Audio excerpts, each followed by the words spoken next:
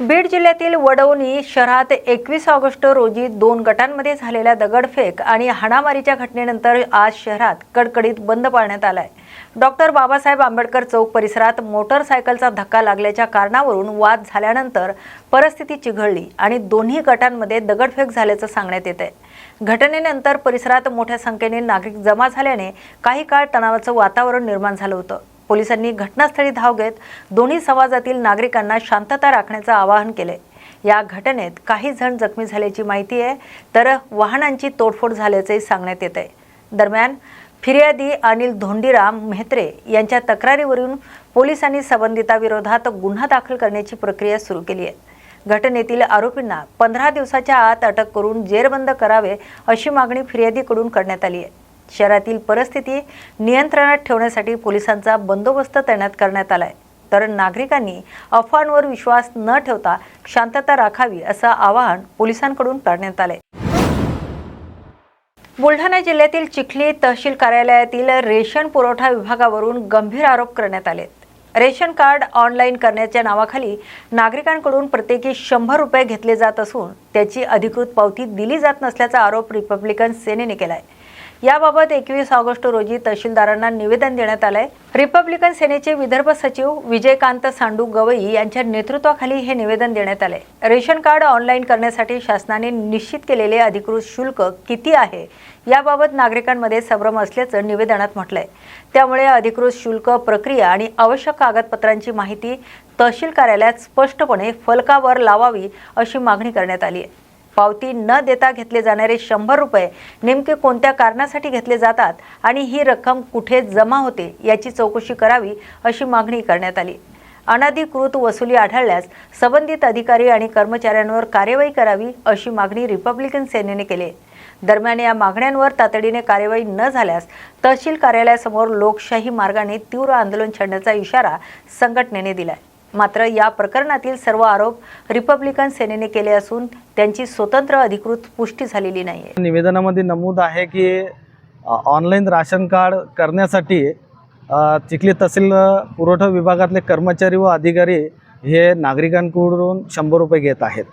ते घेतले नाही पाहिजे, कारण की ते निःशुल्क आहेत। त्याचे कोणत्याही प्रकारची पावती नागरिकांना ते देत नाहीत, फक्त 100 रुपये त्याच्याकडून घेतात। आणि मी ह्या संदर्भात पुरवठा निरीक्षक मॅडमशी बोललो की मॅडम हे 100 रुपये कशाचे घेतले जातात, तर त्यांनी मला उडवाउडवीचे उत्तरे दिले की आम्ही घेत नाही, पण याच्या पुढे घेणार नाही। आणि 5-6 महिन्यानंतर मी पुन्हा मॅडमला बोललो की मॅडम हे पैसे घेणं चालू आहेत, तर मॅडम तेच पुन्हा उडवाउडवीचे उत्तर देत आहेत की आम्ही पैसे घेणार नाही। माझी मागणी आहे रिपब्लिकन सेनेच्या वतीने तात्काळ पुरवठा निरीक्षक मॅडमवर आणि त्या कर्मचाऱ्यांवर कारवाई करण्यात यावी। बरं, हे जर पैसे घेणं थांबले नाही तर समोरचं पाऊल काय असेल? समोरचं पाऊल रिपब्लिकन सेनेच्या वतीनं चिखली तहसील कार्यालयासमोर आम्ही आंदोलन छेडू। मी प्रियंका मधुकर सोनकुसे, निरीक्षण अधिकारी चिखली। बरं, काय सांगाल? तुमच्या तहसीलची राशन विभागाची तक्रार झालेली आहे की 100 रुपये प्रति व्यक्ती तुम्ही घेता ऑनलाईन करण्यात। ही तक्रार पुरेपूर खोटी आहे। आपण जे पैसे घेतले जाते, कार्डाची रक्कम स्वीकारल्या जाते आणि ती दर महिन्याच्या एंडिंगला शासनाच्या खाती जमा केलेली जाते। तुम्ही जे पैसे घेता त्याची पावती वगैरे काही देत नाही का? पावती म्हणजे हँड रिटन पावती देतो आणि ती दर महिन्याला आमचा माणूस तिथे जाऊन जमा करतो। जर आम्ही प्रत्येक कार्डधारकाला सांगितलं की तुम्ही स्वतः जाऊन बँकेमध्ये जमा करा, तर शासनाची जी रक्कम आहे चालान जमा करण्याची 350 रुपये मिनिमम, ती प्रत्येक कार्डधारकाकडून स्वीकारल्या जाईल बँकेत। बीड जिल्ह्यातील धारूर तालुक्यातील आसरडोह गावातील महिलांनी साखरेच्या दरवाढी विरोधात अनोख्या पद्धतीने आंदोलन केले। चक्क बर्बल बिस्किटावरील साखर वेचून ती साखर यापुढे जपून ठेवूया असा संदेश देत महिलांनी महागाईचा निषेध केलाय। साहित्य रत्न कॉम्रेड अण्णाभाऊ साठे यांच्या जयंतीनिमित्त हे अनोखे आंदोलन करण्यात आले। साखरेच्या वाढत्या दराचा सर्वसामान्यांच्या बजेटवर होणारा परिणाम याकडे लक्ष वेधण्यासाठी महिलांनी हा अनोखा मार्ग अवलंबला। या आंदोलनाची बीड जिल्ह्यात चर्चा सुरू आहे। यावेळी शेतकरी कामगार पक्षाचे नेते भाई मोहन गुंड यांनी आंदोलनात सहभागी होत महिलांना पाठिंबा दिलाय। अनेक वेळा आपण जीवनावश्यक वस्तूच्या किमती हे झपाट्याने वाढलेल्या बघितल्यात। 10 रुपयाने वाढली, कधी 5 रुपयाने वाढली, पण अचानक साखर 40-50 रुपयाची साखर 80 रुपयाकडे गेली आणि याची चर्चाच नाही। तर अनेक याची झळ हे सर्वसामान्य कुटुंबामध्ये पोहोचली. साखर ही जीवनावश्यक वस्तूमध्ये मोडते, त्याच्यामध्ये इतकी धाकता निर्माण झालेली आहे. आज आसरढोव येते मी कॉम्रेड अण्णाभाऊ साठेंच्या जयंतीनिमित्त गेलो असता तिथल्या भगिनींनी, तिथल्या महिलांनी की कॉम्रेड अण्णाभाऊ साठेंबरोबर तुम्ही महागाईच्या प्रश्नावर काहीतरी भाई करा अशी प्रतिक्रिया दिल्यामुळं खरं तर त्या महिलांनी एक वेगळं अनोखं आंदोलन केलं.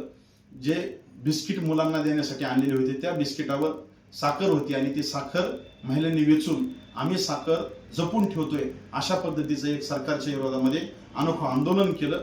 खरं तर साठेंच्या जयंतीनिमित्त ज्या साठेंनी शोषितांच्या बाजूनं अनेक आंदोलनं उभे केले, अनेक आपल्या साहित्यामधून त्यांनी गरिबांची व्यथा मांडली. आज त्यांच्या जयंतीनिमित्त आसरडोह मधल्या महिलांचं खरं तर कौतुक करावं. त्यांनी बिस्किटावरची साखर वेचून आम्ही साखर जपून ठेवतोय अशा पद्धतीचं आंदोलन करून आज शासनाला खरं तर निर्लज्ज केलं आहे. तर जर अशा पद्धतीचं महागाई ही जीवनावश्यक वस्तूची होत असेल तर आम्ही सर्वसामान्य माणसासोबत शेतकरी कामगार पक्ष उभा आहे.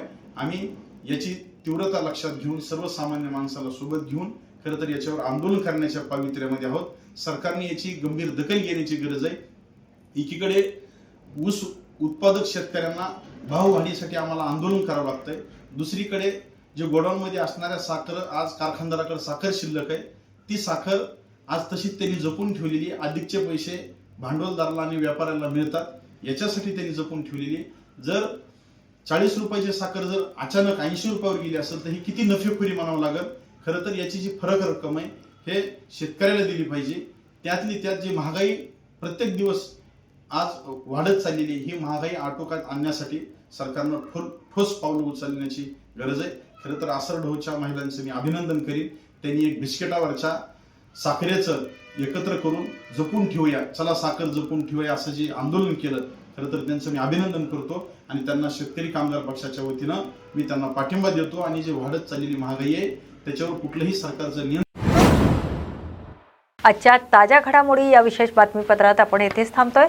अशाच नव्या आणि ताज्या अपडेटसाठी पाहत राहा न्यूज मराठी 24/7. नवा भारत, नवा विचार.